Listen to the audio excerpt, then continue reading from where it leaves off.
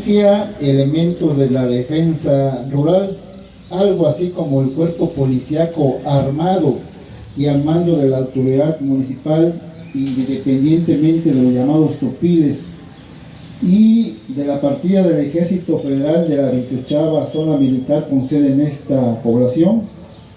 Detuvieron, con motivo de ese asesinato, semana después de ocurrido, en Ánimas Trujano, a 3 individuos de quienes se sospechaba habían tenido que ver en ese asesinato. Isidro Aguilar, además de ser victimado, su cuerpo fue desaparecido. Los de la defensa rural, que siempre estaba en manos de algunos de los grupos armados o partidos o los valientes que se le llamaba, y los de federales tenían conocimiento que el cadáver había sido enterrado en un cañaveral del señor Canuto Méndez, cuestión sobre la cual los detenidos fueron torturados, colgado uno de ellos de pie y del pescuezo, como se indica en el expediente criminal, para que indicaran el lugar y rescatar dicho cuerpo. Este nunca se localizó y los acusados fueron liberados. Más adelante, la defensa rural sachileña y los soldados federales que guarnecían el municipio fueron avisados que Santa Catarina, Quianés y Matlán se encontraban los integrantes de la gavilla de los Méndez, entre ellos el líder, Juan Méndez, lugar a donde partieron ambos grupos, toda vez que el encargado de la partida, teniente de la caballería Trinidad Castillo Vázquez, tenía la comisión de perseguir y aprender a esos guerrilleros. Divididos llegaron a Quiané en la tarde-noche. Se dieron cuenta que la música que amenizaba una mayordomía, y habían escuchado desde que entraban al lugar, a Quiané, pues había dejado de tocar. De esa casa donde se llevaba a cabo la mayordomía, salieron una veintena de personas disparándoles. Los federales y los de la defensa rural contestaron el fuego y persiguieron a los atacantes. Uno de los Méndez falleció y otros 2 se rindieron, entregaron sus armas y fueron aprehendidos. Estos fueron trasladados a Chila a pie, pero según el parte de la partida, del encargado de la partida federal, debido a la oscuridad, uno de ellos intentó fugarse en el trayecto y no se detuvo ante los gritos de advertencia, por lo que tuvieron que dispararle cayendo muerto. Sin embargo, el resultado de la autopsia indicaba que Fidel Castellanos, el fallecido, había recibido 2 disparos de armas de fuego, uno en la parte frontal del cráneo, que le destruyó el maxilar y labios superiores, así como los parietales, le destrozaron el cráneo totalmente. El otro disparo en el cuello le demolió buena parte de la columna vertebral y otras partes óseas, evidencia irrefutable de una vil ejecución y no de una posible fuga. 2 ejemplos de infinidad que exponen crudamente la profunda, lacerante, despiadada y sangrienta violencia imperante en la población durante la época en la cual se engendró y proyectó la construcción de nuestro reloj. Antes y después de la primera mitad de la década de los 30 del siglo pasado, tiempo en el que se firmó el contrato entre los representantes achileños y la fábrica de relojes para edificios centenarios, sucedieron estos hechos. Después de inaugurado el reloj, continuaron con mayor crueldad. Violencia, a mi parecer, originada por 2 razones principales. Social, la primera, sustentada en la confrontación entre los agraristas, o sea, los campesinos solicitantes de tierras, quienes reclamaron y arrebataron a los hacendados considerable superficie de tierras para la creación del ejido en 1926. Campesinos que laboraban en el campo pero que carecían de tierra. Había pocos en verdad que poseían como propietarios sus terrenos. y los que estaban en contra de aquellos, los llamados antiagraristas, que eran paisanos contratados y controlados por los hacendados, verdaderos dueños de los terrenos, quienes, eso sí, ocupaban a los achileños como peones, mozos, caballerangos, o pistoleros o guardias blancas. De ahí surgieron muchos grupos de esos valientes, contrarios a los que estaban a favor de la entrega de tierras o quitarle las tierras a las haciendas. Entonces, estos hacendados eran propietarios, además de las tierras, de las vidas de los campesinos que vivían y laboraban en las haciendas de Tlanichico, labor de San Isidro Prío, labor de Sánchez, labor de Natividad, Sorita, El Carmen, Coronación, Noriega, Santos Reyes y otras más. La otra razón por la cual se explica la violencia era política. La competencia para alcanzar el máximo poder en el municipio no estaba exenta de esa violencia. Al contrario, lo relacionado con la renovación del poder político y su ejercicio estaba influido profundamente por la misma.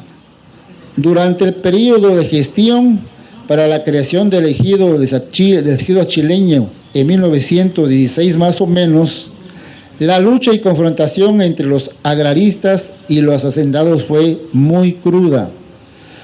Estos hacendados intentaron por diversas formas detener y reventar el movimiento de los agraristas.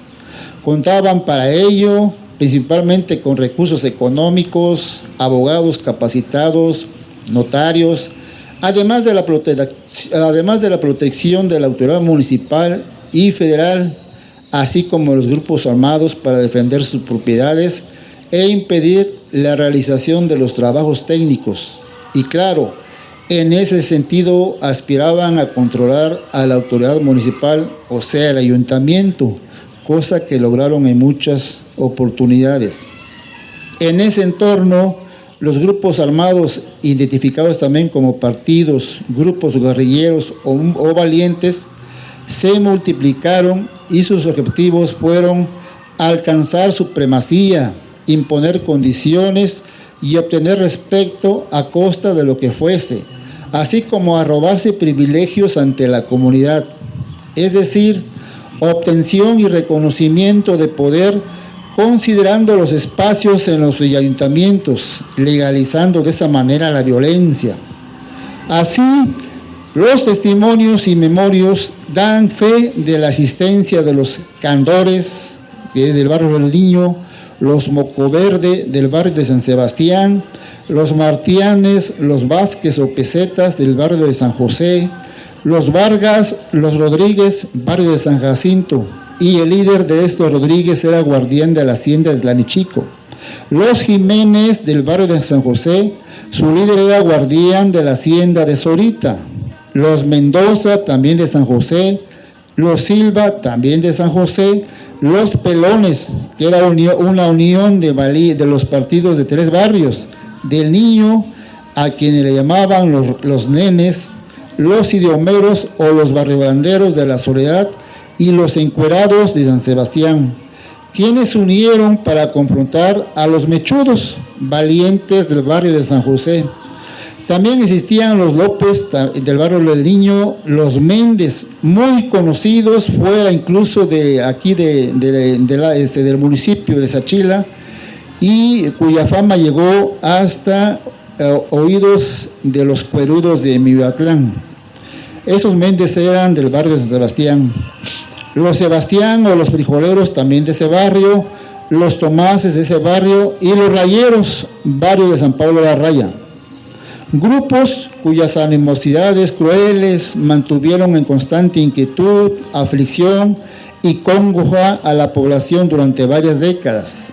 Al margen de los relatos y anécdotas sobre la infinidad de los asesinatos y hechos sangrientos protagonizados por esos grupos, sobresalen las consecuencias de esa violencia en el nombramiento de la autoridad municipal y en el desarrollo de sus administraciones.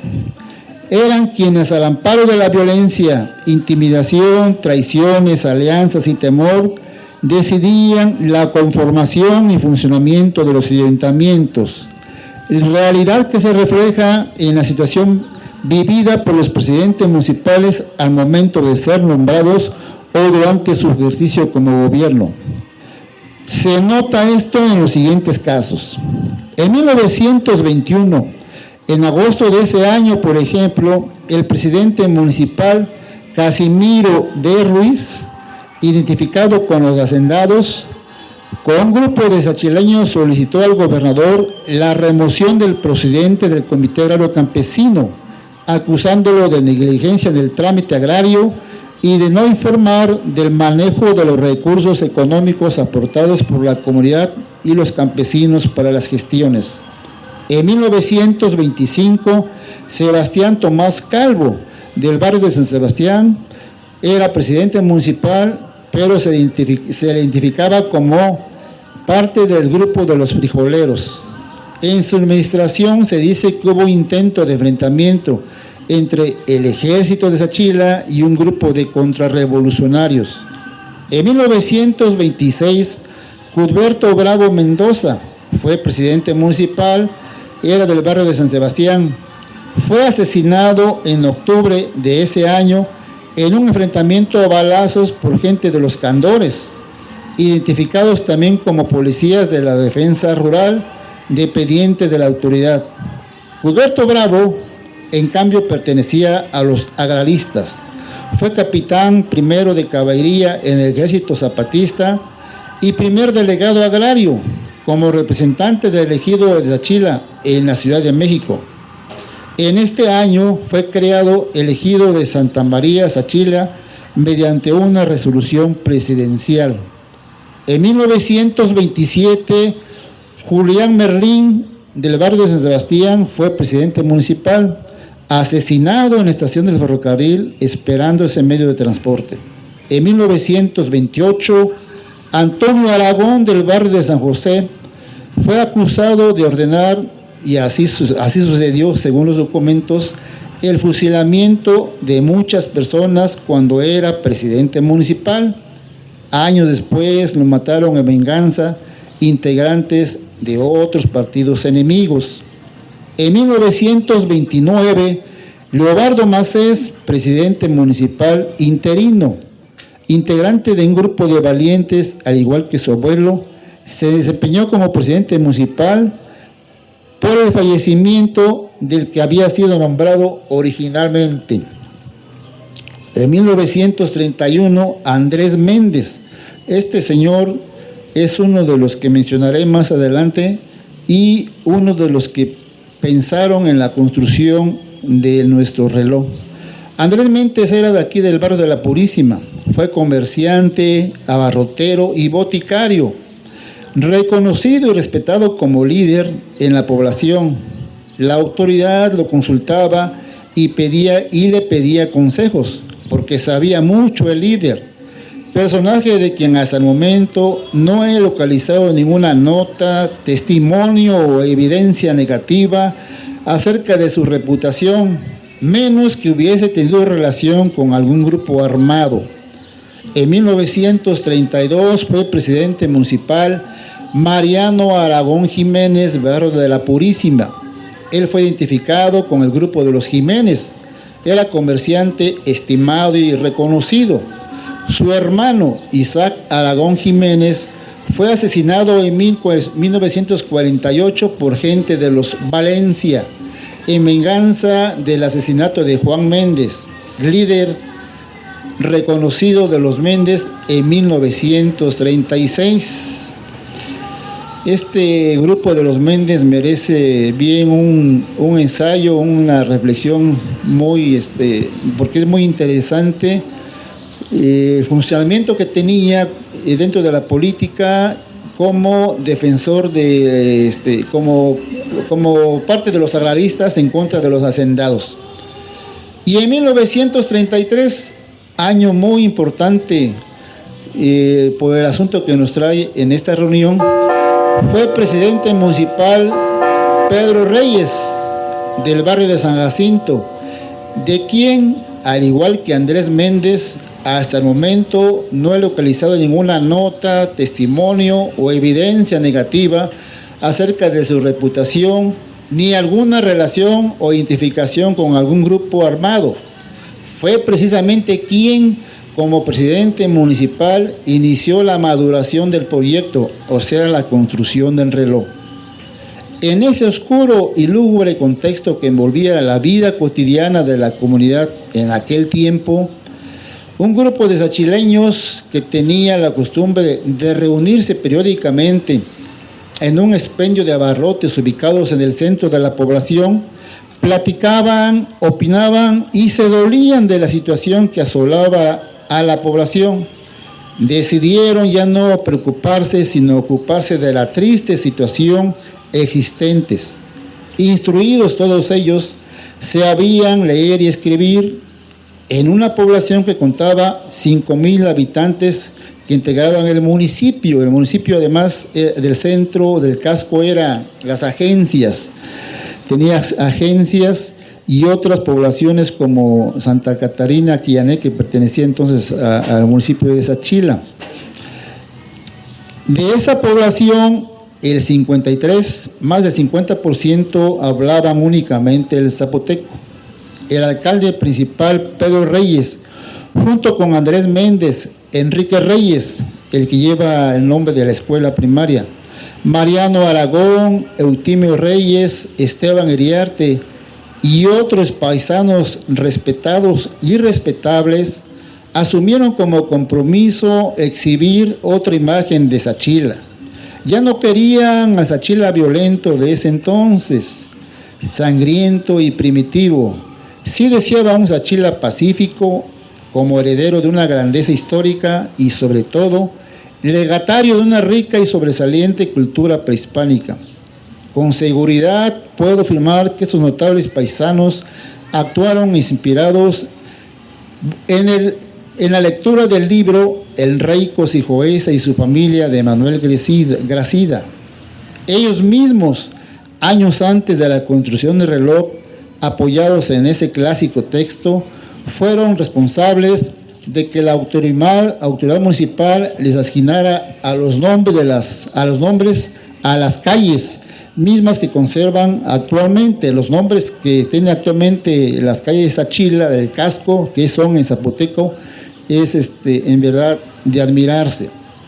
Tarea esta de gran relevancia, toda vez que de los 570 municipios existentes en la entidad de Oaxaca, Sachila es el único municipio que sustenta la nomenclatura de sus calles identificados con términos propios de su lengua materna. Desde entonces, este grupo de sachileños ya habían mostrado su interés y pasión por la historia y cultura de nuestro pueblo. Este grupo de sachileños se reunían acá en lo que es el Tendajón, en la esquina que está aquí, el Niño de Noyó. En consecuencia, una vez ungido como el máximo representante político de Sachila, el señor Pedro Reyes, familiar del profesor Enrique Reyes, inició de manera inmediata las tareas correspondientes para hacer realidad lo que, junto con sus compañeros, habían pensado desde veces anteriores: la construcción de nuestro gigante del tiempo. Así delegó el presidente municipal en la H Junta Patriótica de ese año, 1933, la realización de los trámites y gestiones correspondientes a efecto de lograr el proyecto, labores desarrolladas por sus integrantes, el presidente, vicepresidente, tesorero, secretario y prosecretario de dicha junta, quienes fueron, en ese orden, Emilio M. Martínez, Eutimio Reyes, familiar del presidente municipal y también integrante del grupo de sachileños mencionados, Regino Vázquez, Fidel Vázquez, Teófilo Flores, respectivamente, quienes, esos son de la H Junta Patriótica, quienes a su vez y para apoyo de la importante comisión nombraron una directiva conformada por los vocales, quienes fueron Crescencio Martínez, Roque Mora, Hermenegildo Aragón, Aniceto B. Martínez, Irineo Torres, Modesto Reyes, Alfonso Cerero, Malaquías Macés, Rutilo Hernández, Agustín Rojas, Cástulo Vázquez, Ladislao Aragón, Manuel Balián, Guadalupe Macés, Manuel Aguilar, Ricardo Vicente, Delfino Juárez, Daniel Geminiano, Félix Coronel, Pedro Juárez, Alejandro Aguilar, Eleuterio González, Marcial Martínez, Emilio Vargas y Perfecto Solano. Con la comienda a cuestas, los integrantes de la Patriótica se trasladaron al entonces Distrito Federal, en donde el 16 de enero de 1933 estamparon su firma en el contrato de obras con el representante de la fábrica de relojes para edificios, Alberto Olvera, para la fabricación e instalación de un reloj monumental, símbolo del tiempo en la población de Sachila. Acordaron de manera definitiva la compra-venta del reloj, la obligación de la fábrica a entregar el reloj de torre a la H. Junta Patriótica a través del ferrocarril el 15 de abril de ese año, 1933, así como la instalación de la maquinaria de manera gratuita, con la finalidad de que la obra, la torre y el reloj fuera inaugurada el 5 de mayo de ese año.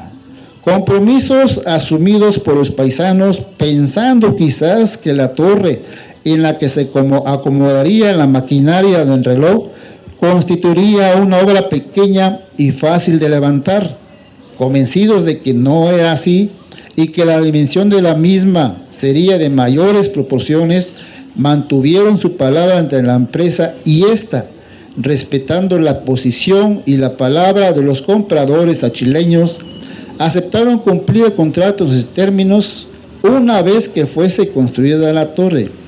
Por ello, y sin disminuir su entusiasmo, la emoción y el deseo de contar con un símbolo que mostrara la aspiración de los sachileños para lograr la paz, tranquilidad y armonía en su convulsiva comunidad, se comprometieron a construir la torre para la insertación de la máquina que inventaría desde entonces el tiempo local. La organización política social de Sachila, vigente en esos años, entre 1933 y 1935, facilitó la realización de los trabajos de construcción del gigante que albergaría su corazón y alma como virtudes esenciales para conocer y medir el tiempo.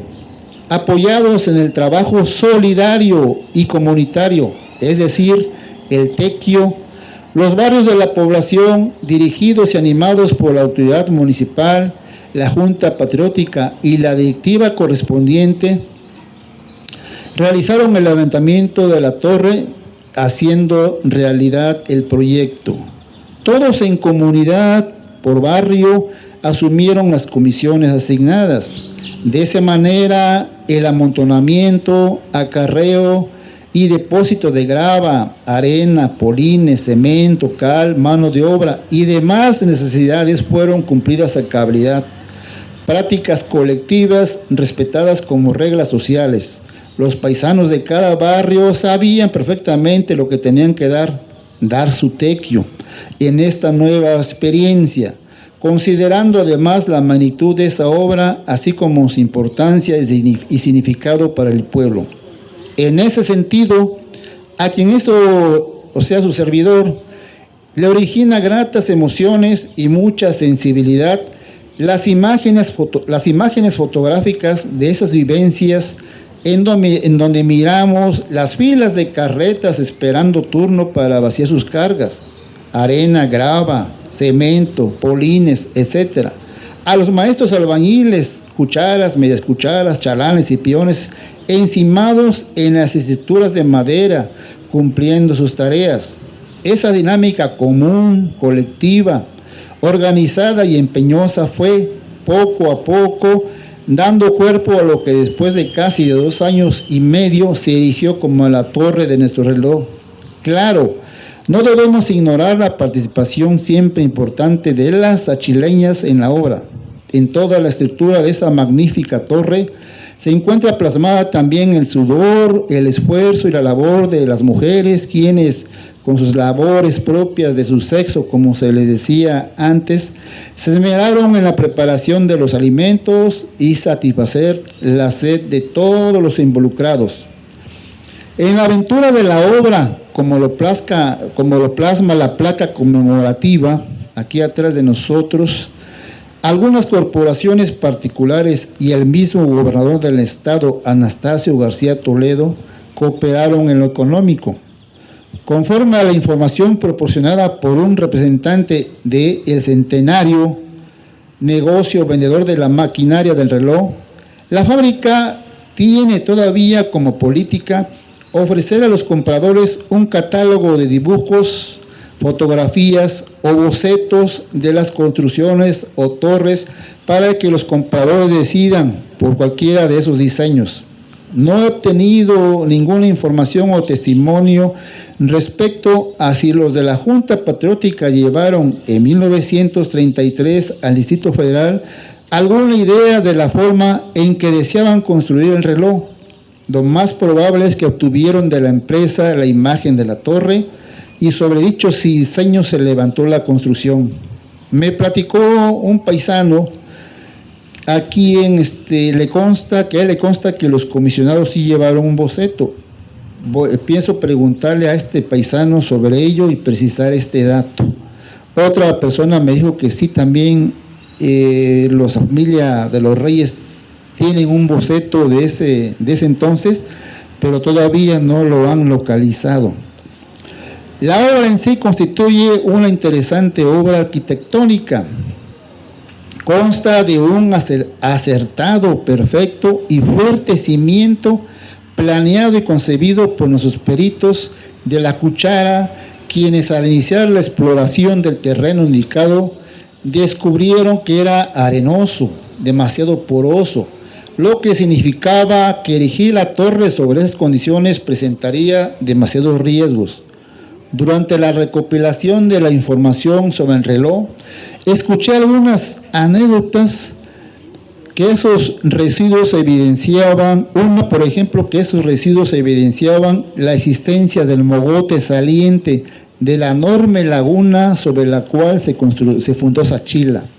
Otra, también, que el entorno del lugar acordado para autor la obra, o sea, toda esta explanada acá frente a la iglesia, servía antiguamente como un panteón particular y exclusivo para la élite religiosa, razón por la cual se platica que con motivo de una copiosa y extraordinaria lluvia que cayó un día en esa época, salieron a flote innumerables cráneos. A los cráneos nosotros le damos cocos, ¿no? Algo así. Mismos que la corriente del agua los trasladó hacia la calle que actualmente topa con el panteón. Por ello, por la cuestión de los cráneos rodando ahí por la corriente del agua, a dicha calle se la identifica desde entonces como la calle de la Coquiza, ¿no? Ante esa dificultad del terreno, nuestros albañiles, maestros, cucharas y medias cucharas deliberaron ampliamente, basados en sus experiencias como consultores, y así, con la opinión y participación conjuntas, decidieron la forma y el diseño que realizarían para superar ese obstáculo, o sea, la fragilidad del terreno y el cimiento de la torre. El proyecto de la construcción estuvo a cargo de los maestros Juan Mendoza y Timoteo Mendoza, a quienes llamaban Timo Albañil, responsables principales apoyados por los achileños, quienes de una u otra manera aportaron su grano de arena en tan pesada labor. Allanado el problema referente a la naturaleza del suelo, se efectuaron las labores de construcción. Así, y con mucha convicción y respeto a sus prácticas colectivas, poco a poco fueron dando forma a las 4 fases o partes que constituyen la imponente torre. La primera, el soporte, la cimentación era la más importante, hecha con toda exactitud y precisión. Ha dado muestra de ser un verdadero ejemplo, no de arquitectura únicamente, sino de ingeniería avanzada. Conformada por piedras de diversas formas, unidas compactamente, su base ha asimilado y soportado durante 9 décadas las más fuertes pruebas de la naturaleza. Así lo indican infinidad de sismos y terremotos que no han podido apoyarlo en lo mínimo. Esta base soportó a las otras 3 partes del añejo reloj que tuvieron encima hasta su conclusión, casi 2 años y medio después de su inicio. Debe resaltarse la actitud de los 2 presidentes municipales, entonces una autoridad municipal duraba 1 año, que sucedieron al presidente Pedro Reyes en 1933, ante la continuación del proyecto del reloj. Reconocerse la actitud asumida por el señor Guadalupe Calvo, en 1964 fue presidente municipal, y Juan Castellanos en 1935, quienes, sabedores de la importancia para la población de la construcción del reloj, decidieron mantenerlo, continuarlo y apoyarlo. Ello, quizás aún considerándose enemigos de grupo o partido, lo hicieron de esa manera. Juan Castellanos, precisamente en el año que se concluyó e inauguró el reloj, fue destituido debido a los conflictos armados y fatales que permeaban la administración del gobierno, ocupando su puesto el señor Manuel Aguilar. Por su parte, Guadalupe Calvo era identificado con los hacendados, contrario a los agraristas, y se le señala que en 1923 apoyó la gestión para desconocer a la Junta Agraria de Sachila con la finalidad de detener el trámite del expediente agrario relacionado con la creación del ejido. Aún así, con esos pendientes y diferencias, mantuvieron y apoyaron el levantamiento del gigante. Levantado el edificio, rematado con un curioso pero típico techo de madera de forma triangular, que era el original en esa época, pasó a la fase de su ornamento, sus 4 caras colocadas en la última fase de la torre, conforme a la posición de los puntos cardinales, fueron numeradas de una manera curiosa. En 2 de ellas, ubicadas en el norte y el sur, señalaban con números arábigos, bajo pequeñas líneas puestas a su alrededor, el avance del tiempo cada 5 minutos. Y cada 5 minutos, con las rayitas, había el número correspondiente, indicando con líneas y números mayores los cuartos de cada hora. Diseño con cierto fin instructivo para los niños principalmente y la población en general. Entonces había mucho analfabetismo, podemos decir, ¿no? En cambio, las carátulas colocadas en las partes oriente y poniente contenía también líneas pequeñas y grandes, resaltando en estas últimas únicamente la numeración, pero de números romanos. Todavía se mantiene esta posición numérica en las carátulas del reloj. Rostros diseñados en su totalidad por la fábrica constructora de la maquinaria, las cuales en la actualidad han sufrido algunas modificaciones en su numeración. Los espacios en donde se colocaron estas carátulas fueron empotrados curiosos adornos con figuras geométricas plasmadas por las sabias manos de los paisanos albañiles y cubiertos con partes de piedras que se le llama talavera, seguramente localizadas en la excavación para la cimentación, estampando con ese material el año de 1935, fecha de su inauguración, año de su inauguración, en su carátula principal que da al sur del reloj. Toda la torre con sus entrañas que le dan vida se encuentra debidamente custodiada por 2 recios, firmes y originales cosijos, empotrados en su carátula sur, cuyos ojos fijos y atentos miran hacia la sede del poder político actualmente, o sea, el Palacio Municipal, acaso reclamando quizás como principal deidad del señorío zapoteco ese lugar que le corresponde. Queda la pregunta ahí. Estatuillas localizadas al realizarse la excavación para el cimiento, precisamente al pie de la puerta de entrada del enrejado que rodeaba en aquel tiempo el ámbito de la iglesia y su atrio. Algunos testimonios refieren que no fueron 2, sino 4 los crucifijos descubiertos. Se ignora el destino de los otros. Finalmente, la transformación radical única al lado de las señaladas que sufrió este portento, o sea, la torre del reloj, correspondió a lo que identifico como su corazón y su alma, la maquinaria. La original, que funcionó mecánicamente y de manera manual durante un larguísimo tiempo, fue destituida apenas hace unos años, en marzo de 2016, por una computarizada, conteniendo sonidos musicales. Por cierto, en alguna plática que tuve con nuestro gigante del tiempo, se quejó de que sus nuevos órganos, sus entrañas nuevas, su corazón y su alma, le causan frecuentes perturbaciones o enfermedades, debido a que hasta el mínimo movimiento telúrico le pone problemas a su organismo, paralizándolo e impidiendo cumplir con su tarea, la medición del tiempo. Se mantiene erguido, firme, estoico, fuerte, sereno, impasible, imperturbable, entero, y así se mantendrá seguramente el gigante. Fortalece esa confianza y el optimismo, que así será gracias a los actos que en su honor y con motivo de su 90º aniversario realizan conjuntamente las máximas representaciones políticas y religiosas de Zaachila.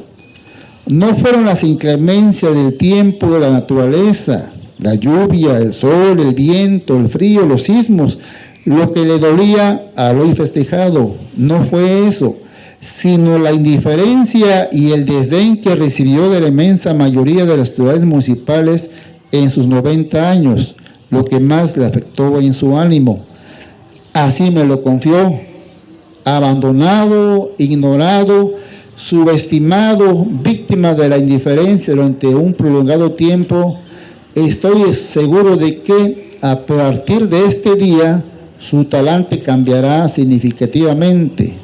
¿Sabes? El personaje central del festejo por sus casi 100 años lo estimulará a hacerlo con mayor ahínco, alegría y halago sus tareas. Por ello, el reloj sí bien vale una misa. Ahora bien, con la finalidad de anidar el razonamiento que hice al principio, relacionado con las causas que motivaron la construcción del reloj, en los párrafos anteriores pretendí sustentar mi aceptación y coincidencia con lo que pensaron ese grupo de chileños forjadores del mismo, avergonzados quizás, pero sí preocupados por la extremada violencia imperante en la población. Decidieron aportar su esfuerzo para intentar opacar ese ensangrentado y triste escenario y así reflejar hacia el exterior otra imagen diferente de Zaachila, aduciendo que su pueblo contaba y cuenta con una historia y cultura milenaria y única. Iniciativa similar que en años anteriores habían asumido las mismas personas al aprobar la autoridad municipal su propuesta, por lo cual desde inicio del siglo anterior, 1910 por allá, o antes, un poco antes, las calles del casco de la población son identificadas con términos o nombres originales de nuestra lengua materna. Todo ello, según mi parecer, se encuentra contenido y resumido de manera clara y precisa en la pretenciosa y ambiciosa frase que corona la alocución contenida en la placa empotrada en la base de la torre del gigante. Ahí dice: este reloj fue adquirido para la cultura del pueblo sachilense, pretendiendo emitir un necesario y justo mensaje a las generaciones futuras, que con la presencia de ese grandioso, espléndido y monumental reloj ayudaría a motivar o bien recordar y tener presente la grandeza de lo que fue el señorío de Sachila. Lamentablemente, esa ansiosa y bondadosa pretensión no cuajó de manera inmediata ni mediata. Hubo que transcurrir varias décadas para que nuestro querido reloj fuera considerado como una imagen y un símbolo representativo que podría ayudar a recuperar esa extraviada cultura, tal y como se refiere en la placa conmemorativa. La aspiración y religioso anhelo han sido retomados por las recientes generaciones de sachileños, jóvenes venidos de la década de los 80 del siglo anterior, multiplicados en la actualidad, han aceptado y considerado al gigante como un referente cultural de extraordinaria importancia y significado, como emblema e ícono del Sachila Ido. En ese contexto, la imagen del reloj ha llegado a posicionarse por méritos propios por encima de las imágenes emblemáticas identitarias de la villa de Sachila. Se ha constituido el reloj como figura de todos los moles. Su inequívoca figura aparece multiplicada en todo tipo de eventos, invitaciones, campañas, fiestas, acontecimientos, escenografías, escenarios y un largo etcétera.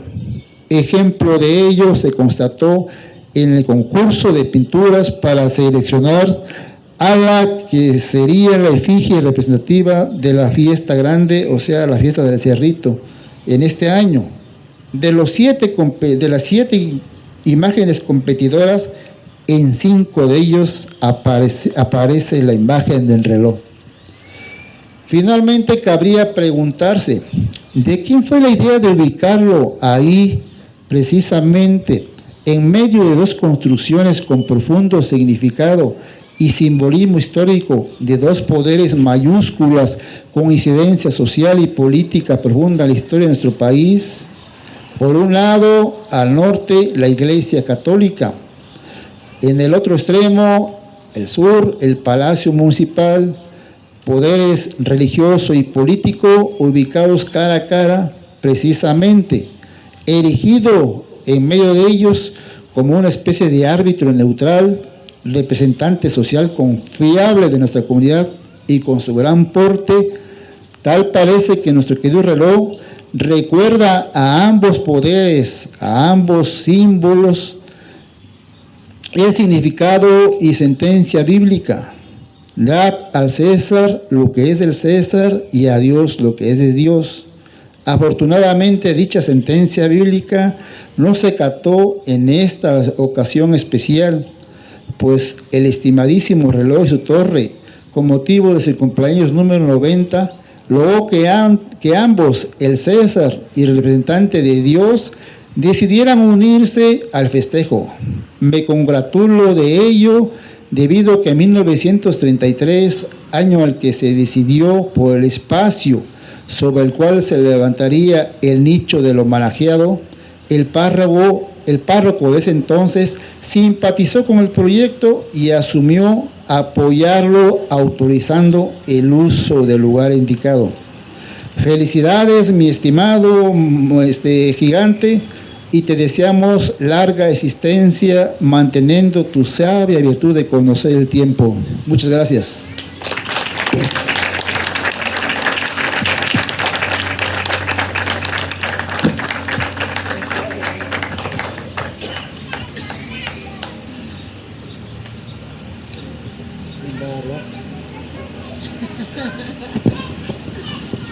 Bueno,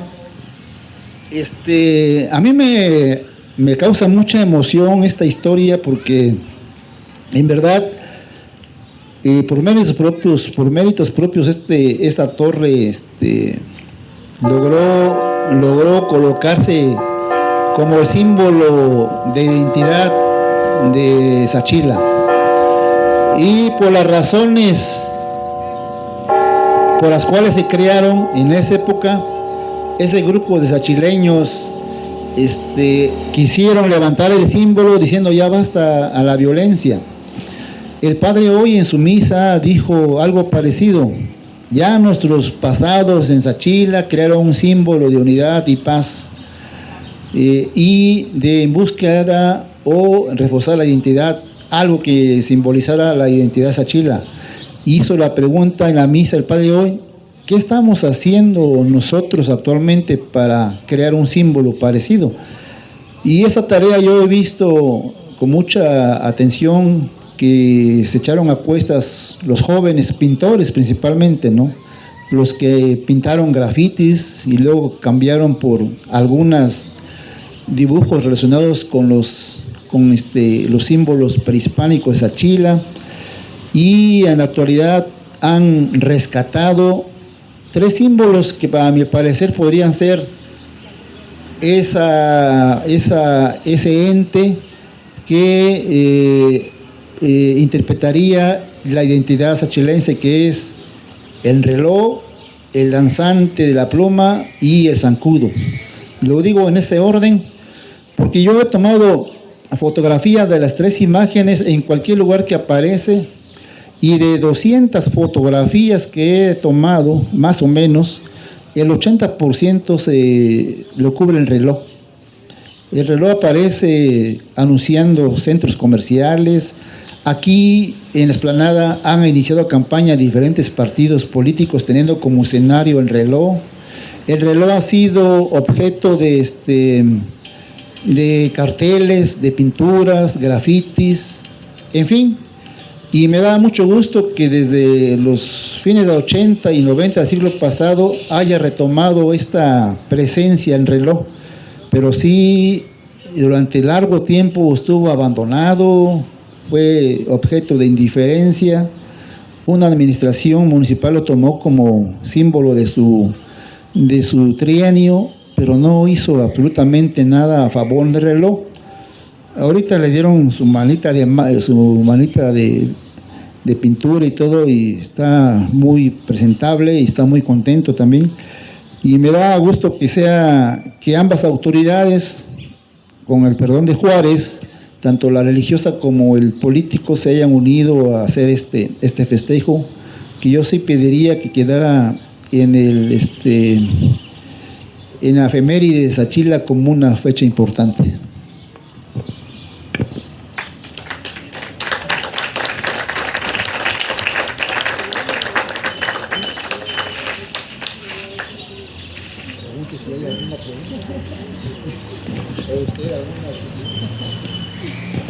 A ver, nos dice el maestro que si alguien del público tiene alguna pregunta, alguna inquietud, la cual él en este momento pudiera darnos alguna respuesta a esa pregunta que tengamos, los escuchamos.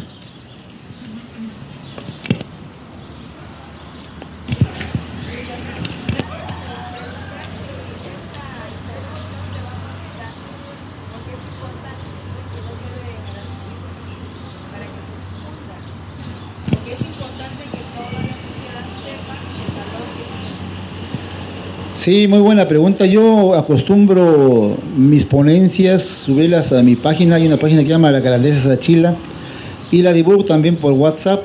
Yo le pediría aquí al compañero Erwin, se encuentra por acá, que me ayude a divulgarla por las redes sociales también. Y la ponencia yo te la paso.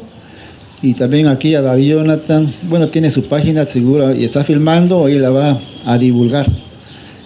Y con esta hay muchas que tengo sobre Sachila, pienso hacerlas un texto más adelante para divulgar, por lo menos localmente. Maestro Iriarte, muchas gracias por la información. Creo que es un recuento de toda la historia que has recolectado, ¿no? De archivos y demás. Solamente quisiera saber si la construcción de las gradas está relacionada con el tiempo, porque creo que son dos cosas importantes. Sí, muy interesante. Quería ahí mencionar esto, pero ya dije que eran 10 páginas, muy larga para una conferencia, pero sí es muy importante. Hasta donde tengo la información, cuando se construyó el reloj, pensaron en, como era un mogote acá, un mogote, ahí mismo el presidente municipal, la autoridad municipal, junto con los directivos y la Junta Patriótica, dijeron, bueno, vamos a hacer algo para que tenga las personas acceso a esta imagen, a este símbolo y a la iglesia, y así pensaron y lo hicieron construir las gradas de manera tradicional. Ahora que le dieron un retoque a las gradas, me di cuenta que todas están hechas de piedra laja.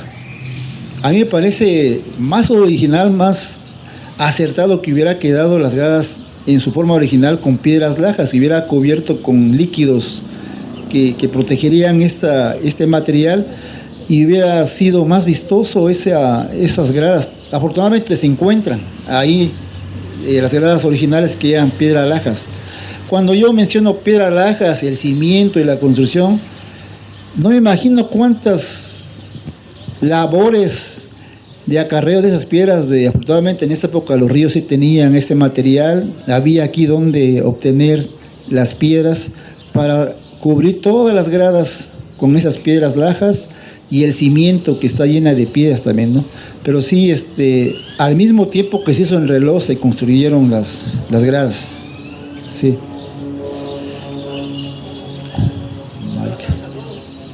Mi pregunta es, al inicio de su narrativa, mencionas de un suicidio, una muerte. Ajá. Mi duda es, quiero pensar que en ese entonces ese líder era un líder, por eso fue su asesinato. La otra, en el intermedio de la misa, el padre menciona ahí un pueblo que se llama San Juan, Ajá. pero no lo menciona en sus narrativos. Sí, en el primero, aquí los crímenes cotidianos en Sachila no eran los líderes, sino alguien que se identificaba, que simpatizaba con tal grupo, lo mataban. Pero la confrontación entre los líderes fue más sangrienta, por ejemplo, y aquí también lo pensaba añadir, lo que el reloj y ese grupo de personas que pensaron en el proyecto del reloj, que era buscar la paz o dar una imagen diferente de Sachila hacia el exterior, que no nada más era homicidios y homicidios, un día así y otro igual, siguió la violencia. En 1936 fue presidente municipal Francisco Palemón Valencia. Su alcalde primero constitucional era Mariano Martínez. Estos eran simpatizantes de los agraristas y por lo tanto simpatizantes de los Méndez. En la defensa rural, que se suponía que era parte de la autoridad, era encabezada por el señor Miguel Silva y Juan Jiménez, que eran cabeza de dos partidos políticos.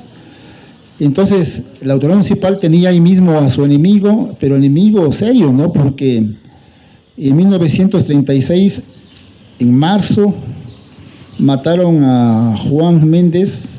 Ahí lo encontraron, ya estaban vigilando, lo tenía, incluso había una orden a nivel federal de la zona militar a las partidas en diferentes lugares de Oaxaca para lograr para hacer la persecución y aprehensión de este líder Juan Méndez. Fidel Méndez era otro líder, su hermano ya había fallecido en 1935 en un tiroteo en terrenos de Zorita. Y Juan Méndez llegó a la casa de la que era su pareja, ahí en la calle sitio de Quingola, entonces se llamaba. Dieron el pitazo y una madrugada a las 5 de la mañana, el señor Isaac Aragón, que había sido presidente y había sido amigo de Juan Méndez, en 1930 todavía era parte de los Méndez de Saca Aragón. Se volvió su enemigo y en venganza lo estuvo vigilando, y un día de marzo de 1936 dio parte a la partida federal y a los defensas rurales. Fueron allá, entraron a la casa, el señor estaba enfermo en su cama, le dieron 18 tiros y machetazos, mataron al señor Juan Méndez.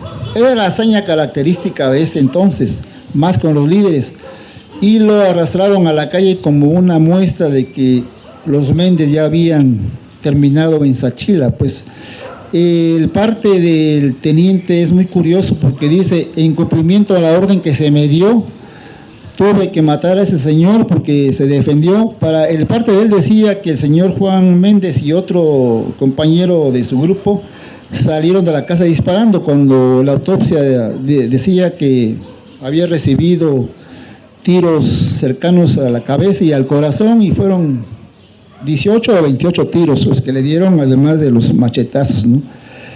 Entonces, por este asesinato, el presidente municipal Valencia se vengó metiendo a la cárcel al señor Isaac Aragón por una cosa mínima, y demandó también al señor Juan Jiménez.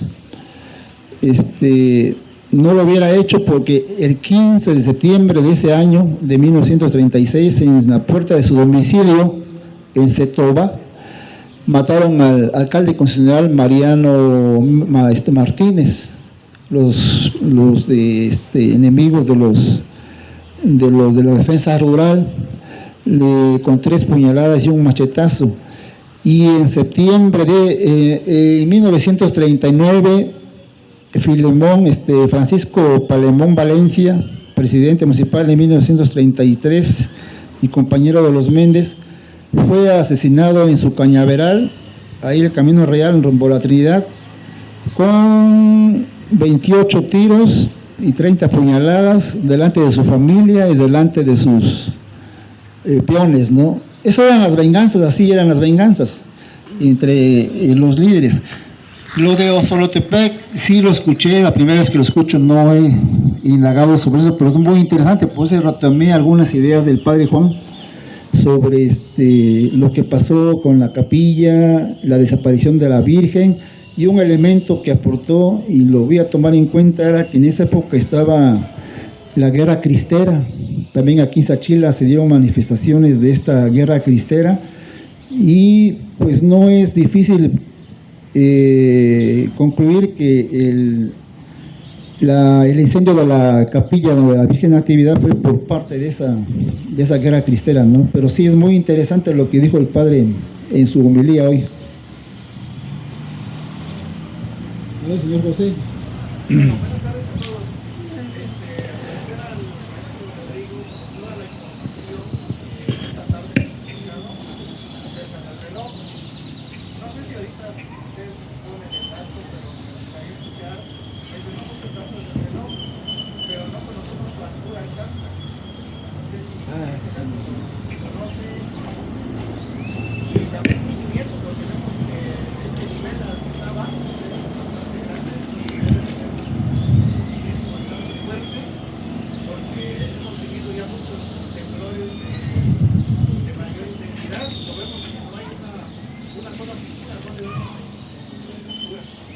Sí, por eso yo mencioné, hice mucho énfasis en algunos adjetivos fuertes sobre el cimiento.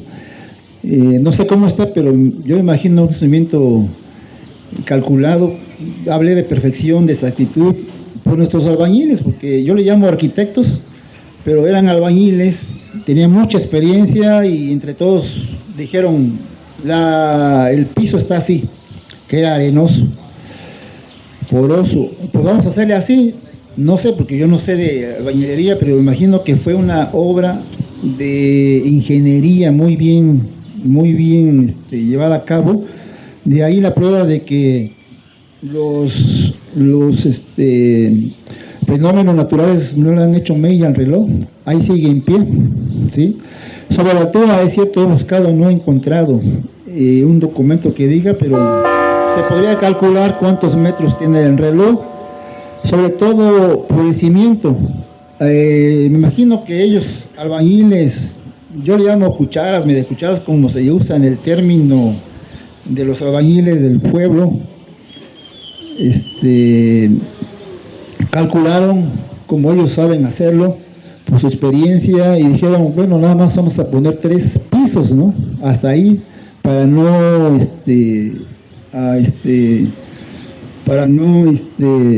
poner en riesgo el cimiento. Creo que todo eso está calculado, por eso yo digo que es un monumento, una obra arquitectónica y de ingeniería muy, muy especial.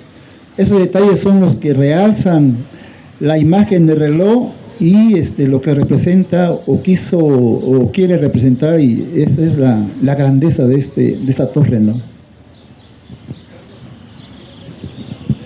quisiera hacer una recomendación a la autoridad municipal, dado que hay un interés en la preservación de nuestros bienes patrimoniales, pues hacer una convocatoria a nivel población, porque este patrimonio está disperso, lo que has mencionado, maestro, de los 2 consejos, es cierto. Pero como esos consejos también hay otro patrimonio que está en propiedad de particulares. Y creo que vale la pena ya, como en su momento, eso es lo que nos enseña la historia, que en su momento hubo un consenso pues para construir este reloj monumental. También vale la pena hacer este esfuerzo por recolectar esa historia. Y lo digo porque hay una foto que circula del reloj que justo a un lado estaba una lámpara tradicional de los años 40, hecha de granito, muy característica del tiempo en el Zócalo de la ciudad de Oaxaca. ¿Dónde está? ¿Quién sabe dónde está? Pero también yo haría una sugerencia de que esta placa contiene todos los datos más importantes, sea posible verlo. Y en ese sentido habría que modificar la reja, porque la reja no permite leer los nombres importantes. Sugeriría que se modifique, que se le ponga un cristal templado para que todos los habitantes de Xachila y los visitantes podamos leer con claridad eso que nos acaba de contar el maestro. Por favor, externarle al señor presidente municipal que eso vale la pena hacerlo. También el tema de hacer un consenso para recuperar todo lo que tengamos aún de valor en nuestra zona. Sobre el tema de los mantenimientos, no sé si tiene documentado en qué periodo se ha sido atendida, y me parece que un cambio de maquinaria también, y esa maquinaria tiene indicado dónde se encuentra. Sí, sí tengo datos sobre, en base a fotografías, de los colores que ha tenido, los años. Afortunadamente una persona tiene esas fotografías, y hace poco este reloj tenía un color cremita. En el 2001 todavía tenía ese color, y tengo las fechas por ahí, los años de los diferentes, era azul, morado, blanco, crema. Tengo las fechas por allá en base a fotografías. Y la otra pregunta que me dice, ¿qué era? Lo de... Respecto a la maquinaria. La maquinaria, en marzo de 2016 fue que se cambió. Era la maquinaria que se le daba cuerda, la original, que está ahorita en lo que es la Casa de la Cultura. Ahí está. Esa merece un lugar muy especial, esa maquinaria, porque es todo lo que acabo de mencionar. Es esa maquinaria que se construyó la fábrica en el 2035, y la vino a colocar. Las mismas personas de la fábrica vinieron a colocar ese poco porque tuvo un desperfecto, estuvo un largo tiempo callado el reloj. Y el día que vino yo hablé con esta persona y me dio mucha información sobre cómo trabajan ellos en la venta de estas maquinarias. Me hizo una recomendación. Esta maquinaria computarizada no va a durar mucho si no ponen un remedio al estiércol de las palomas. y es mucho dinero lo que se gasta en componer esta maquinaria computarizada. E incluso una melodía que se toca, la fábrica lo vende en 20,000 pesos, me dijo, cada melodía, ¿no? Entonces sí había que tener mucha atención sobre evitar que aniden las palomas. Las palomas van a buscar nido en otro lugar, no les pasa nada, y sí se cuidaría la maquinaria principalmente. Lo de la pintura, pues ahí sí es muy difícil evitarla. Hace poco vine a verla y ya se ve el estiércol de las palomas que ya están manchando la blancura del reloj. Y la placa, ahí sí yo le dije al presidente municipal que esa placa que no se cambie, únicamente se busque la forma de resaltar todo lo que está plasmado en ella, porque ahí está de las personas que se movieron, tramitaron, gestionaron, se preocuparon por la construcción del reloj, que es histórica esta placa, y sí sería cuestión de remodelarla tal como está y mantenerla, pues eso sí. Lo de la reja, sí, no solamente usted, sino muchas personas han insinuado, han aconsejado que se quite para darle vista al reloj. Lo de las sombras que le llamo yo, que están ahí, yo no me meto, pero sí tengo una opinión muy particular, que le quitó vistosidad al reloj, ¿no? Sí, ahí también, bueno, es cuestión de opinión de cada uno, ¿no?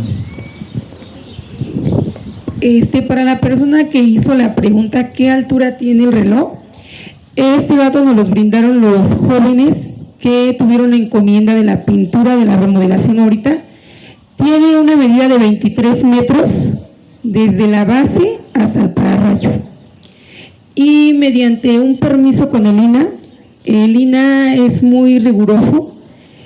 Para meterle mano al reloj se tiene que pedir permiso, porque está en un perímetro por la iglesia, por la zona arqueológica, que le pertenece al INA el vigilar.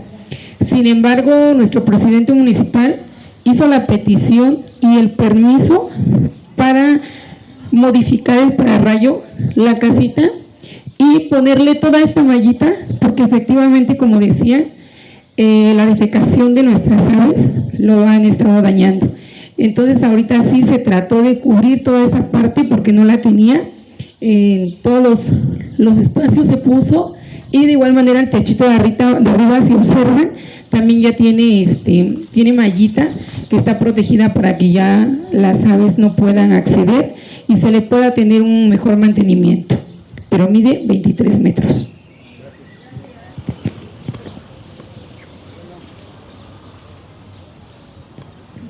Si ya no hay ninguna.